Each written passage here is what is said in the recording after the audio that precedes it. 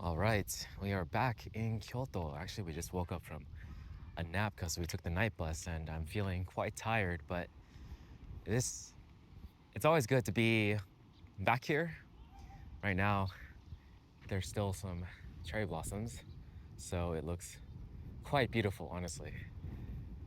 And I just wanted to talk about how places have meaning and places have this energy and effect on you. And Kyoto is a very, very special place for me personally, just because last year I made a whole video about it, 130 days in Japan, and most of it was in Kyoto.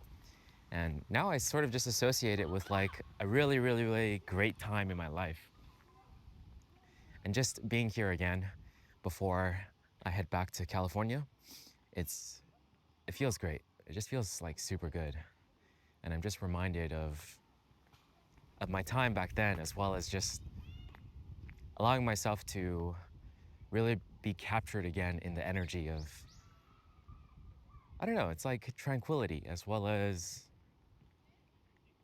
like excitement and satisfaction and calmness. There's a whole bunch of ways I can describe it, but it just feels really good to be here. Oh man, that's this pathway is just something else with the petals on the ground and the petals flowing because of the wind. But I've been thinking, comparing Tokyo to Kyoto, it's something I did the second that I got to Tokyo. I think when visiting a new place, you get to sort of imbue some sort of meaning to it. Of course, at the beginning, you're already going to have some sort of preconceived notion of what a place is like. Like, for instance, Kyoto is beautiful and Kyoto is calmer than Tokyo. And Tokyo has that energy about it that's a bit more rushed, I suppose. Like you're trying to do things, trying to get to places.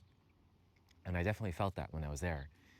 But I think overall now, the way I associate like my feelings with Tokyo is sort of like almost like a place where I do things that challenges me. So for instance, my 30-day challenge with making a video every single day for my main channel, that was what I mainly did in Tokyo. So that was like my main challenge, I'd say, while I was there, as well as working on some of the audiobook, like just taking notes, making sure that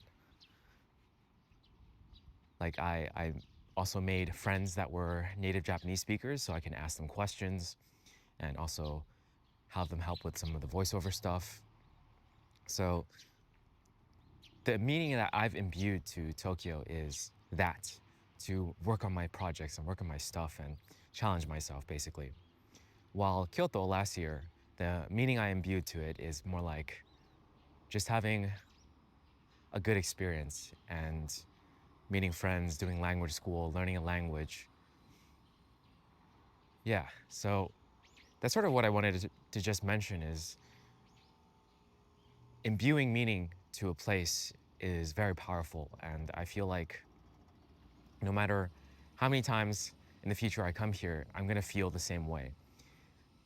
And I will say towards the end for Tokyo, I did kind of like after the challenge finished, I did kind of like start start to lose some of the feeling, I guess. It started to become more like I hung out with friends more, tried to explore the place a bit more and all that stuff versus like making it a place where I worked on some stuff. I kind of want to just go back on this road. This road was just so nice.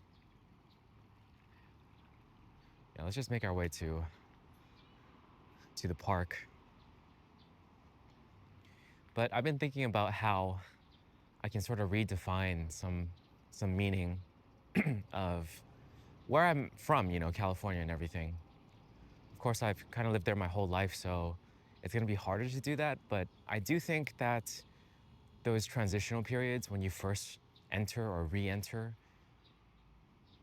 I guess, a country or a place, it's a great opportunity to redefine and change the meaning of a place. So that's what I'm going to try to do. Because I do remember that when I was here in November, like around this area, I I was traveling a lot and I wasn't productive whatsoever. And it was a time when I was kind of consuming entertainment a lot. So I was watching a lot of things basically. And I almost created this association with this place as like my lazy place, which is really bad.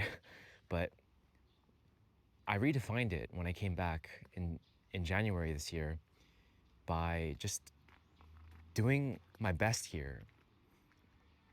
It was calm and at times it was lonely, but I exercised very consistently. I practiced piano and worked on my music original.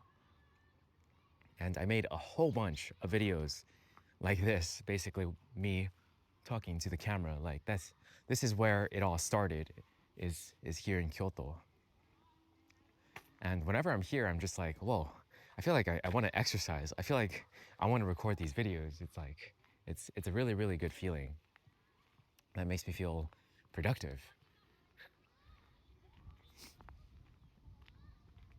And once I head back to California, I'm definitely going to do the same, is like redefine my space there and make it similar to how it is here. And I suppose that's basically all I wanted to talk about. It just feels really good to be back here, at least for a little bit. Just explore, I guess, re-explore the same areas, but in a different season.